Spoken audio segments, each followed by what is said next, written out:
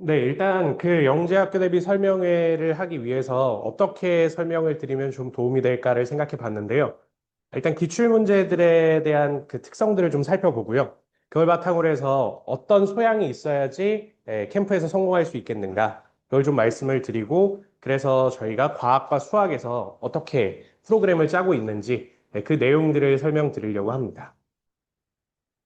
일단은 첫 번째로 보면 3단계 전형에 대해서 말씀을 드릴 건데, 일정은 이렇습니다. 한국은 8월 15일 토요일에 늦게 보고요. 그 다음에 다른 학교들은 한 주 빨리 이제 시험을 치르게 됩니다.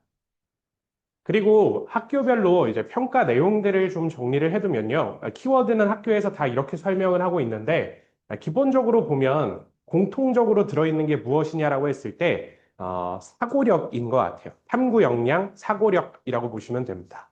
그래서 학생들이 단순히 암기해서 푸는 이런 문제들이 아니라 스스로 어떤 그 열린 문제나 답이 없는 문제들이 출제가 되었을 때 얼마나 논리적으로 접근하는가. 네, 이런 부분들을 좀 확인하고자 한다고 보시면 되고요. 그리고 최근에 학교들에서 신경 쓰고 있는 부분 중에 하나가 인성이에요. 왜냐면, 뭐 이거는 그 제 개인적인 추측이긴 하나, 저도 이제 기숙학교에서 생활을 해봤기 때문에, 기숙학교에서 사실 한두 명의 그 인성에 좀 문제가 있는 친구들이 있게 되면, 단체 생활이 좀 힘들어지는 부분들이 있거든요. 그래서 그게 또 뭐 뉴스에 나거나 이렇게 되면 학교 이미지도 실추가 되니까 관리적인 측면에서 어, 이거는, 그거는 크게 해주시, 네, 네, 네. 네네네. 그래서 이제, 네, 그 부분은 이제 관리 측면에서 그런 부분이 있다라고 생각해 주시면 될 것 같습니다. 그리고 기출 전형을 보면요. 25학년도랑 그다음에 26학년도에 치러진 내용들을 이제 실어놨는데요. 서울 같은 경우에는 과학 실험을 했었는데 25학년부터는 이제 과학 실험을 빼고 설계 위주로 이제 진행을 했고요. 25학년도에서는 구술 면접이 갑자기 추가됐었습니다. 그리고 작년 같은 경우에는 구술이 사라지고 인성 면접만 진행했었고요. 다른 학교들도 이제 실험과 실험 설계를 보통으로 하고 글쓰기를 진행하는 학교들도 있고요. 지필을 보는 대표적인 학교는 이제 대전 같은 경우, 광주 같은 경우, 대구도 그렇고요. 이런 학교들은 지필을 주로 본다라고 보시면 되고, 한국은 조금씩 바뀌어요. 그래서 뭐 조별로 하면서 갑자기 인성 면접을 하다가 그냥 아예 면접만 하기도 하다가 이렇게 계속 바뀌고 있고요. 그래서 기본적으로 공통으로 들어가는 걸 생각해 보면 실험이나 실험 설계, 그다음에 인성 면접, 그다음에 구술 면접, 구술 면접과 또 지필은 같이 가는 거라고 보시면 되겠습니다. 그래서 그것과 조별 활동, 이런 내용들이 진행이 됐다라고 보시면 됩니다. 그래서 26학년도 것도 실어두긴 했는데, 요거에 대해서 이제 자세하게 설명해 둔 게 여기 뒤에 나오는 부분입니다. 네, 간단하게 한 표로 정리를 해보면요. 한국 같은 경우에는 그 5명의 면접, 5개의 면접실이 있었다라고 해요. 그래서, 주제별로 이제 면접을 돌아가면서 했다라고 하고요. 4개는 수학과학에 대한 문제였고, 하나는 이제 인성에 대한 질문이었습니다. 그리고 서울 같은 경우에는 과학 글쓰기 인성 면접 이런 것들이 주로 진행이 됐었고, 그다음에 경기 같은 경우에는 조금 더 정량적인 실험이라고 하는 게 맞을 거예요. 가설을 세우고 그 실험의 그 조건을 변화시키면서 실제로 측정까지 해보는 그런 실험을 진행을 했었고요. 대전은 이제 GP를 진행을 했었고, 대구 같은 경우에도 이제 정량적인 실험을 진행했었는데, 이 실험은 중학교 과학책에 나오는 실험이고, 저희가 작년에 캠프에서 진행했던 실험이기도 합니다. 그리고 세종 같은 경우에 나왔던 글쓰기를 살펴보면 뭐 리더십과 행복에 대한 이제 그런 글쓰기가 출제됐었습니다. 그래서 이걸 좀 그 그룹화해서 살펴보면요. 첫 번째는 수리 물리 사고력이 필요한 문제들이 있을 거예요. 그래서 한국 같은 경우에 나왔던 문제들을 보면 수학 문제가 있었고요. 그다음에 이제 물리 역학 문제들에 대해서 한 소문항이 8개 정도 해서 그 부분을 다 질문했던 문제들이 있었습니다. 그리고 대부분의 학교에서 이제 진행하는 게 실험 설계나 아니면 융합 탐구와 관련된 뭐 설계 혹은 실험 그리고 아니면 지필 이런 문제들이 나오게 되는데요. 대전 같은 경우에는 뭐 이런 아이디어를 토대로 해서 지필이 진행이 됐었고요. 대구는 광합성과 관련된 이제 실험이 출제가 됐었습니다. 그리고 경기 같은 경우에는 아까 말씀드렸다시피 이제 가설을 설정해보고 그걸 검증해보는 실험을 진행을 했는데요. 결과적으로 보면 이런 과정에서는 무엇이 중요하느냐? 우리가 보통 과학 실험이나 과학에서 말하는 변인 통제, 그리고 정확하게 측정하는 것, 그리고 결과 해석, 이런 것들에 대해서 되게 중요한 부분으로 검증하려고 한다라고 생각해 보시면 됩니다. 그래서 이 내용들은 단순히 암기를 해서는 접근하기 어려운 부분이라고 보시면 되겠어요. 그리고 마지막으로 보면 글쓰기 창의 인성이라고 물어봤는데요. 묶어봤는데요. 보통 이제 글쓰기에서도 한때는 이제 과학 주제에 대해서 논리적으로 설명하는 글쓰기가 나오던 때도 있었고요. 최근에는 어떤 인성적으로 이 학생이 어떤 사고 체계를 갖고 있는가 검증하는 이제 그런 글쓰기들도 나오곤 있습니다. 그래서 뭐 행복 지수와 관련된 이제 문제들이 이제 서울에 출제가 됐었고요. 그 다음에 인성 면접도 이제 진행이 됐었고, 그 다음에 뭐 한과형 같은 경우에 그 마지막으로 인성 면접 질문 중에 뭐 공부란 무엇인가? 그다음에 뭐 AI 시대에 공부하는 이유는 무엇인가? 그리고 장래희망은 어떤 것인가? 그리고 여기에 나왔던 주제가 뭐였냐면요. 본인의 공부를 되게 잘해요. 그러니까 뭐 문제풀이는 되게 잘하는데 실험에서는 본인이 부족한 걸 압니다. 그리고 조별로 뭔가 실험해야 되는 주제가 있는데 주제 정하는 것부터 친구들하고 이제 다툼이 있는 상황인 거고 본인을 제외하고 다른 친구들은 실험을 너무 잘하는 친구들이래요. 그럴 때 어떻게 해결을 하겠는가? 이런 좀 그 실제 학교 생활에서 이 학생이 어떻게 진행할지, 생활할지 이런 부분들을 좀 엿보려고 하는 그런 인성 문제들이 출제가 됐었습니다. 그리고 25학년도 주제별 기출도 좀 간단하게 살펴보면요. 실험 설계 같은 경우에 뭐 이런 식으로 해서 이제 만드는 것들이 있고요. 실제로 직접 뭐 만들고 측정하는 그런 실험 설계들도 출제가 됩니다. 그리고 수학 구술 면접 문제도 있었고 역시 답만 말할 게 아니라 그 논리 과정을 명확하게 설명해야 되는 그런 문제들도 있었고요. 그 다음에 과학 면접 구술 같은 경우에도 요건 좀 특이한 거였는데 이제 영상과 제시문을 토대로 해서 이제 설명을 하는 거여서 주어진 정보를 빠르게 이해하고 요약할 수 있는 그런 능력도 필요한 문항들이 있었고요. 그리고 창의 인성 면접 같은 경우에는 요건 한과형에서 진행됐던 건데 뭐 ESG 경영이라고 해서 이슈가 됐던 적이 있죠. 그래서 그 부분에 대해서 학생들에게 스스로 해본다고 하면 어떻게 할 것이냐. 정답은 없잖아요. 근데 그 과정 속에서 얼마나 논리적으로 접근하는지. 그리고 이게 조별 과제였기 때문에 협동심은 어떻게 발휘하는지 이런 부분들을 확인하려고 했던 문제였습니다. 그리고 아마 뭐 광주나 대구 같은 경우에 영어 시험이 나오는 경우들이 있어서 걱정하시거나 고민하시는 부분들도 있을 텐데요. 대략적으로 난이도를 보면 그냥 요 동네의 내신 난이도보다는 쉽다라고 보시면 될 것 같고요. 굉장히 쉬운 형태의 난이도로 진행을 해서 그냥 어느 정도 알고 있는지만 확인하는 시험이라고 보시면 됩니다. 그래서 요 문항에 대해서는 그렇게 변별력이 없다고 학생들이 다 얘기했어요. 실제로 캠프 가기 전에는 되게 두려워하고 걱정도 많이 하고 이러는데 보고 와서는 신경 쓸 거 하나도 없다라고 얘기하는 시험이었다고 보시면 됩니다. 그래서 이제 뭐 주제별로 역시 요약을 하면요. 뭐 시험 설계나 탐구 같은 경우에는 뭐 변인 설정, 그다음에 이제 측정, 그다음에 결과 해석 뭐 이런 부분들에 대해서 확인하려는 문제가 있고요. 그다음에 이제 수리와 정량 같은 경우에는 이제 실제 개념을 적용하고 추론하는 것들 그런 게 필요했고 뭐 구술 면접 같은 경우에는 당연히 원리를 머릿속으로 아는 것뿐만 아니라 그걸 이제 말로 전달할 수 있는 능력도 필요하거든요. 그런 걸 확인하려는 게 있었고요. 그다음에 또 마지막으로 창의 인성 글쓰기에서는 정답이 없는 문제 같은 경우에 본인 생각에 얼마나 체계적이고 논리적이고 그리고 또 그 다른 사람들과 융화가 되게 얘기할 수 있는가 그런 부분들을 확인하려고 했다라고 보시면 될 것 같습니다. 그래서 결과적으로 기출이 말해주는 건 무엇이냐라고 생각을 해보면 오른쪽 걸 보시면 되겠는데요. 일단 낯선 개념이나 낯선 상황이 주어질 겁니다. 캠프에서는. 그럴 때 그걸 어떻게 빠르게 이해하고 분석하고 하는지 그런 사고력이 당연히 필요할 거고요. 그 다음에 사실 시간이 학생들 입장에서 충분하진 않아요. 그래서 빠른 시간 안에 얼마나 계획을 세우고 그대로 실행할 수 있겠는가. 그런 실행력도 필요하다고 보시면 되고요. 그리고 마지막으로 자기 생각을 구조화해서 설명하는 그런 능력도 필요하다고 보시면 되겠습니다. 그래서 이걸 바탕으로 해서 저희가 어떤 그 역량이 필요하고 그 다음에 어떻게 가르칠지를 좀 설명드리려고 합니다. 일단 보면 그 필수 소양에 대해서 네 가지로 정리를 했는데요. 첫 번째는 이제 과학적 사고력이 필요할 겁니다. 과학적 사고의 흐름은 기본적으로 문제 인식과 분석, 그리고 그거에 대해서 가설을 설정하고요. 그다음에 실험을 설계해서 실험을 진행하고 결과 분석한 다음에 결과를 노출하죠. 그리고 만일 본인의 가설이 틀렸다면 다시 그걸 수정하는 과정들을 거치게 됩니다. 근데 이 부분에 대해서 학생들이 능력을 갖고 있는지 확인하고자 하는 그 주제들이 실험도 있고요. 실험을 직접 진행하진 않지만 실험을 설계하는 그런 과정도 존재합니다. 그리고 또 이거를 조별 과제 형태로 진행하기도 하고요. 그다음에 과학 글쓰기에서도 이런 형태로 나오기도 하고 자기주도라고 하는 거는 단독으로 진행하는 과제라고 보시면 될 것 같아요. 그리고 아까 말씀드렸던 조별 활동 이런 걸 통해서 학생들이 과학적 사고력을 갖고 있느냐 설명하고자 합니다. 그다음에 협동 능력 같은 경우에는 주로 조별 활동으로 이루어질 텐데 실험은 보통 개인이 하긴 하지만 뭐 조별로 해야 되는 실험 설계들도 있어요. 그래서 그런 경우에는 이제 협동심을 확인하려고 하고 최근에는 진행되진 않았지만 이제 과거에는 캠프 때 토론도 했었습니다.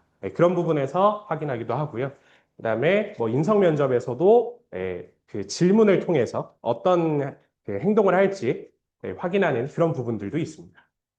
그리고 또 수학적 사고력도 당연히 필요합니다.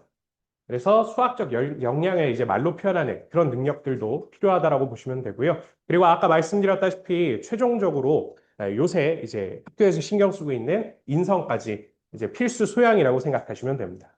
그래서 보면 면접으로도 이제 평가를 하고요. 또는 학생들끼리 조별 활동을 하고 있을 때도 그 담당 면접관들이 이제 지나다니면서 학생들을 평가하기도 해요. 그러면서 다른 친구들과 갈등 상황이 생겼을 때 잘 해결하느냐, 아니면 그 다음에 뭐 트러블을 일으키지 않느냐, 이런 부분들을 꼭 확인하고 있으니까요. 캠프에서는 이런 협동심이나 다른 사람들과 융화되는 능력, 이런 것들은 기본적으로 깔고 진행을 해야 되겠다라고 생각하시면 됩니다. 음. 그래서 시리우스 과학에서 이제 진행하는 부분들은요. 일단 뭐 그래도 제가 오늘 이제 캠프 대비 설명회를 하면서 저희가 어떻게 하고 있는지를 좀 설명을 드려야 저희 수업에 대해서 이제 듣고 싶어 하는 마음이 생기실 수 있으니까 일단 기본적으로 보면 몇 가지 주제에 대해서 맞췄던 것들이 있습니다. 서울 구술로 나왔던 이글루 같은 경우에는 창의융합 문제에서 거의 진행을 했던 부분인 거고요. 그다음에 이제 캠프를 하면서는 이제 그거를 말로 설명하는 능력들을 좀 연습을 시켰었는데 이제 무난히 적중했었고요. 그다음에 조별 과제 같은 경우에도 25년도 캠프의 구조물 제작 같은 경우에도 나왔었습니다. 그래서 이건 대구에서 나왔던 기출로 기억하고 있고요. 그다음에 이제 작년에도 대구에서 실험을 했었는데 아까 말씀드렸다시피 광합성과 관련된 실험도 이제 똑같이 진행을 해서 학생들이 실제로 생물 선생님한테 되게 감사하다고 얘기를 했었어요. 그리고 이건 좀 된 주제긴 하지만 인공지능에 대한 주제를 아주 예전부터 만들어서 썼었거든요. 그래서 서울에서 제가 그런 주제로 글쓰기 수업을 하고 한 3년 정도 뒤에 출제됐던 기억도 납니다. 그래서 항상 뭐 이렇게 기출이 나오면 그것들을 분석하고요.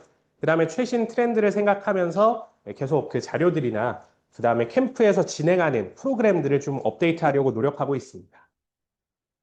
그럼 정규 스케줄은 어떻게 진행이 되냐면요. 기본적으로는 영재학교 대비반 하듯이 월수금반, 화목일반으로 진행된다고 보시면 돼요. 그래서 1주차, 2주차, 3주차 때 여기 있는 모든 활동들을 하게 됩니다. 그리고 월요일과 화요일 수업이 같고 그 스케줄상 수요일과 일요일 수업이 같고 목금 수업이 같습니다. 그래서 이런 식으로 해서 여러 가지 활동들을 다 하게 되는데 뭐 실험도 하고요. 설계도 하고요. 이론이라고 하는 거는 그 중등과학에서 나올 만한 면접 주제라든지 아니면 시험 주제라든지 학생들이 잊어버렸을 법한 부분들을 정리하는 과정이라고 보시면 되고요.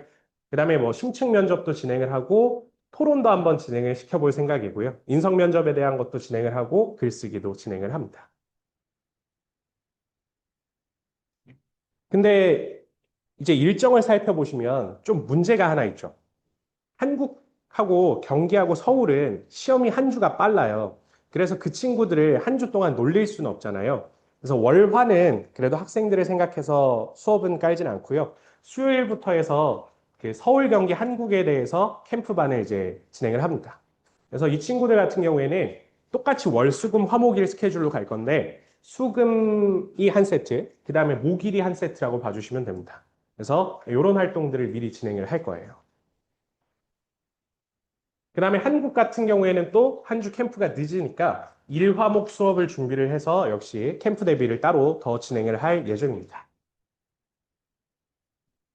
그리고 하나씩 좀 자세히 살펴보면요. 실험이나 이제 보고서 작성 같은 경우에는 실제로 무엇인가를 만들어서 정량적으로 측정하는 실험들도 하고, 그래프를 그리기도 하고, 그 다음에 결과 분석을 하는 실험들도 직접 진행합니다.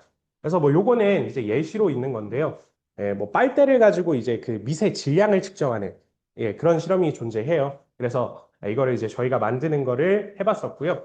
시험을 수행하고 그다음에 결과를 보고서로 작성한 후에 그 보고서에 대해서 학생들에게 이제 피드백을 해주게 됩니다.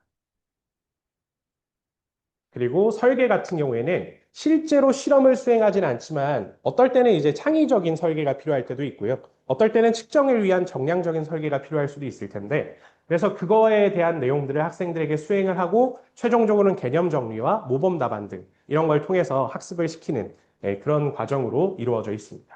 일단은 학생들이 보고서를 작성하고요.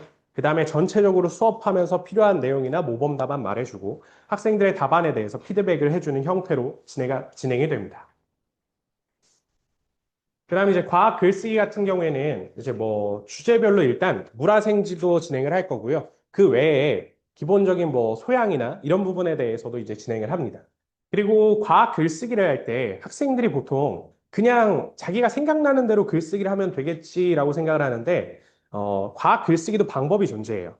논리적으로 남을 설득할 수 있는 방법이 존재하기 때문에 그 방법을 알려주게 됩니다. 그래서 그걸 토대로 해서 학생들에게 글쓰기를 시키고요.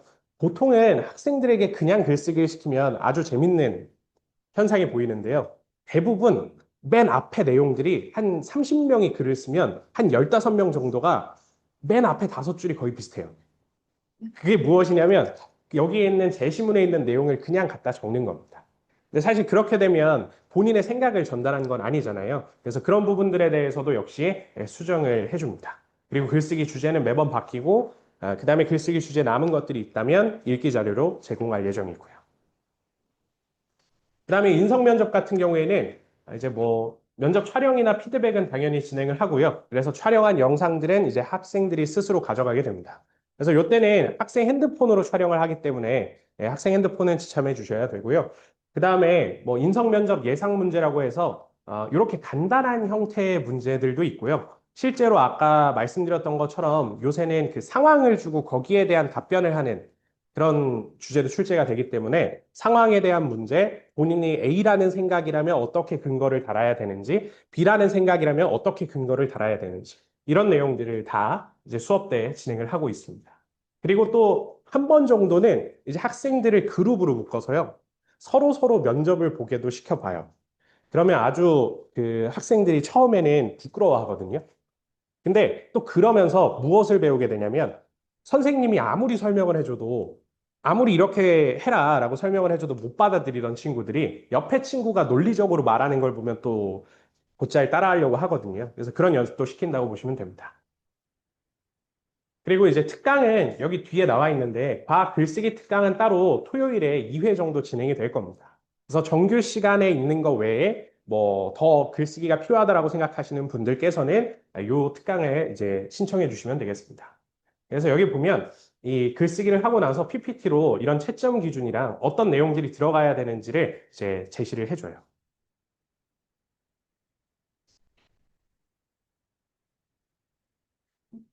네. 그러면 이제 제가 과학에 대해서 설명드릴 부분은 끝났고요. 네, 김정현 원장님께서 CMS 수학과 저희 모의 캠프까지 설명해 주실 겁니다. 감사합니다.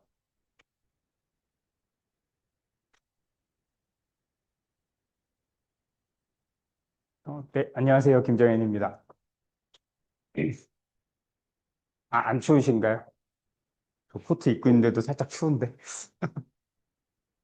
그래서 수학은 사실 이제 뭐 부원장이 열심히 얘기를 해주셨는데, 보시면 알겠지만 대부분의 캠프 내용들이 사실은 과학 위주로 돌아갑니다. 그래서 수학 같은 경우는 대부분 보면 시험이거든요, 그냥. 대부분의 학교들이 이따가 나올 거니까 그거는 그때 가서 설명을 자세히 드리고.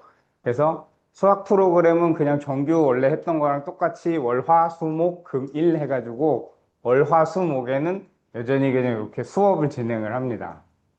그래서 아이들이 월요일 같은 경우에는 이제 이런 식으로 전에 나왔던 캠프 기출 문제를 풀어주는 형태로 해서 수업을 진행을 할 거고요.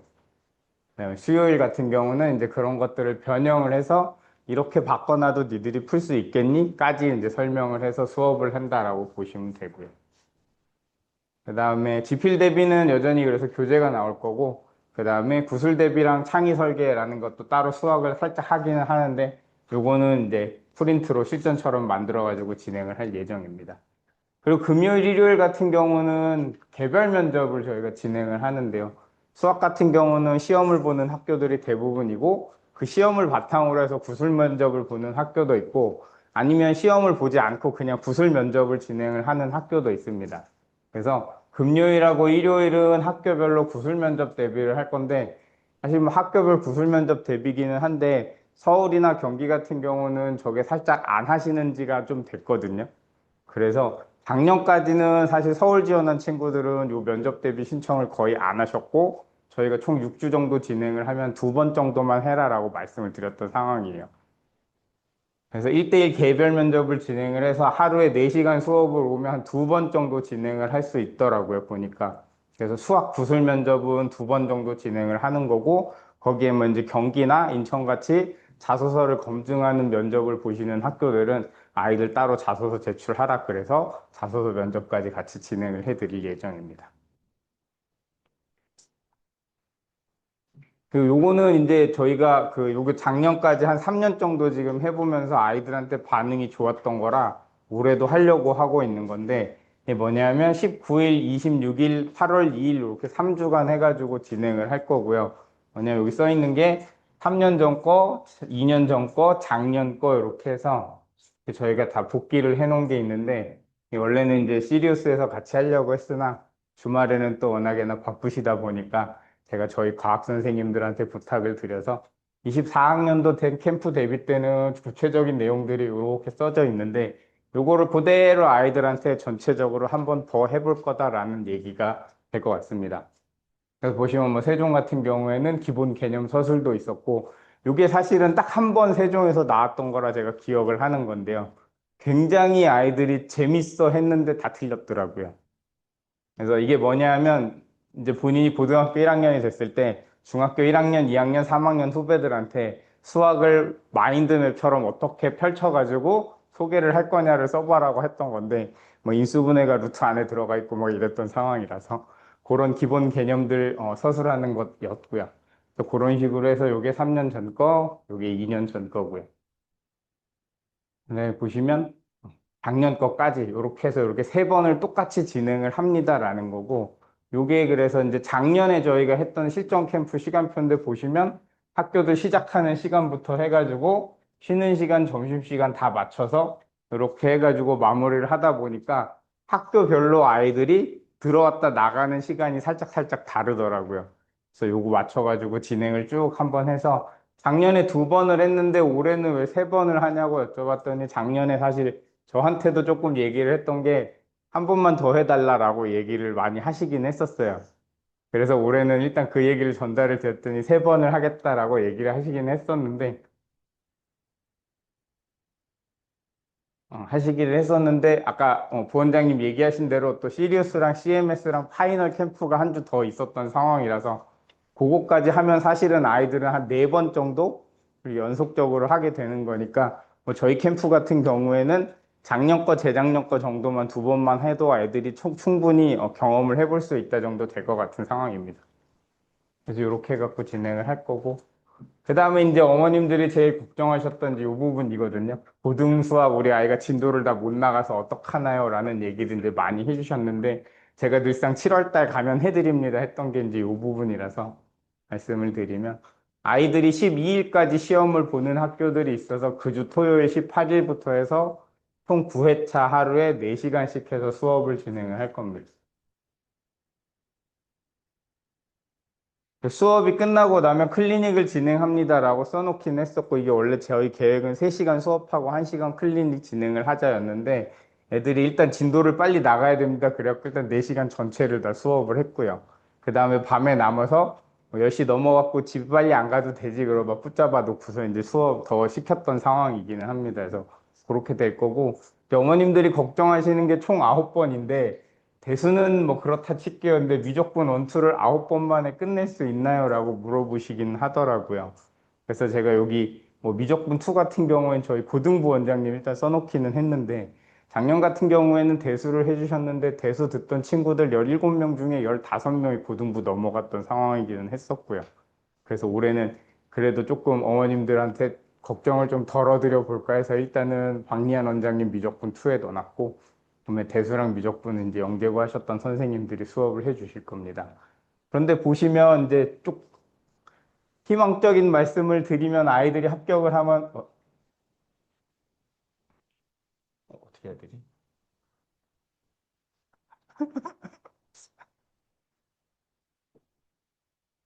이 넘기면 되나 그냥? 아, 이렇게가? 아, 네네. 여기서부터 사실은 합격 후 수업이 시작이 될 거예요. 아마도. 그래서 제일 많이 듣는 합격을 한 친구들 같은 경우에는 29일까지 들으면 대부분 수업을 다 들을 수는 있는 건데, 이제 미적분 2나 미적분 1이나 요 끝에 단원이 적분의 활용 단원이거든요. 그래서 그 부분만 못 들으실 것 같고, 대수 같은 경우는 사실 요 끝에 단원은 수열, 뭐 등비 수열, 등차 수열 여러 가지 수열이라서 그건 영재학교 준비하는 시절에도 열심히 했기 때문에 합격 후가 진행이 되면 이때는 빠지셔도 될 것 같고요. 그 다음에 혹시나 이제 발표가 났는데 그게 아니다 하는 친구들 같은 경우에도 마무리까지 대부분은 작년에는 다 들었던 걸로 기억을 합니다. 근데 마찬가지로 또 과거반 진행도 해야 되고 그러기 때문에 저희가 스케줄에 맞춰갖고 진행을 할 예정이기는 하고요.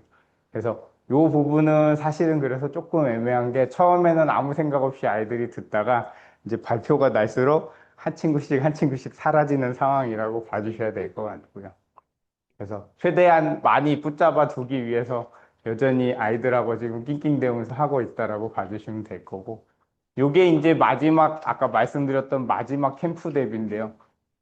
여태까지 했던 것들에 대한 거를 전부 다 한 번씩 다시 해보자라는 느낌으로 진행을 할 겁니다. 그래서 뭐 심층 면접, 수학과학 면접도 있고, 과학 글쓰기, 과학 실험, 인성 면접, 조별 과제 뭐 이런 것들. 이 조별 과제 같은 경우가 되게 재밌는 거를 많이 했었는데, 작년 같은 경우면 저거를 이제 모든 학교에서 안 하시기는 했었거든요. 근데 재작년 같은 경우에는 뭐 경기에서 주식 대회 이런 것도 했었고요.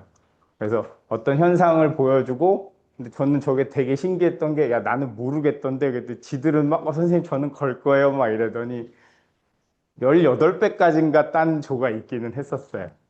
그래서, 운이 좋은 건지 뭐 생각을 하고 하는 건지는 모르겠으나, 그래서 아이들이 되게 재밌게 했던, 근데 실제로 학교에서도 그렇게 했다고 했었고, 그 다음에 뭐 런닝맨에서 나왔던 프로그램 같은 경우도 실제로 영재학교에서 했다고 해가지고 그것도 만들어 놓은 것도 있고 좀 그런 상황입니다.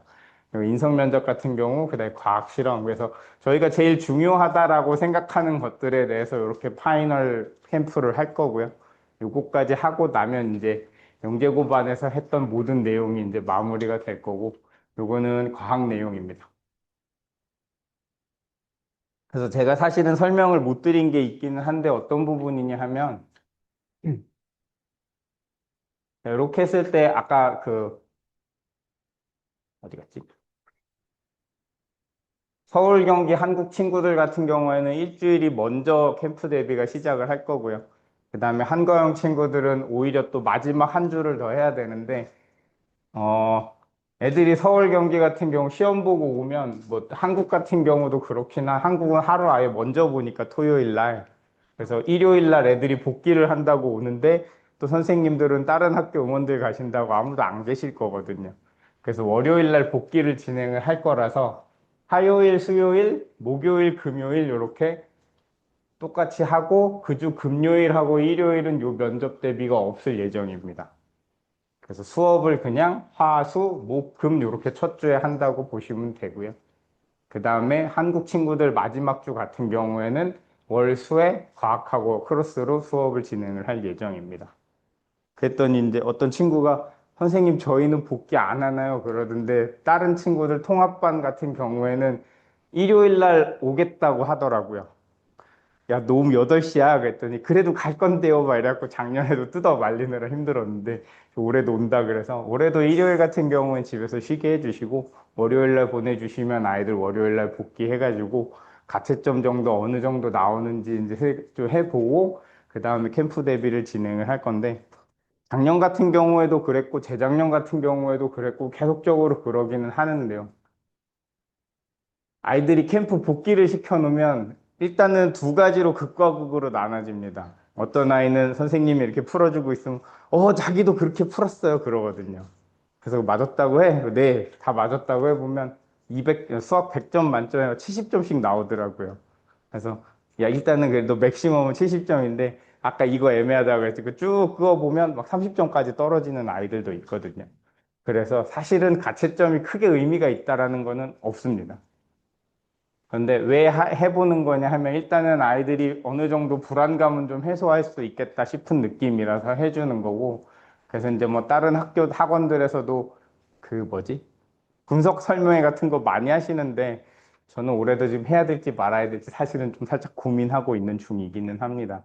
그래서 어떤 내용이 나왔는지 뭐 이미 시험이 다 끝난 어머님들한테 분석을 해드린다 그래서 크게 유의미하지는 않은 것 같고요.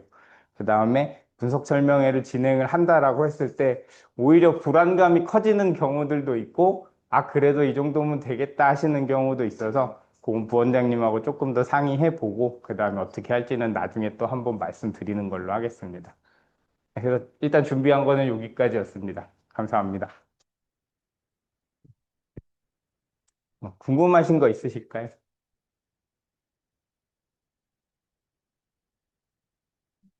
예.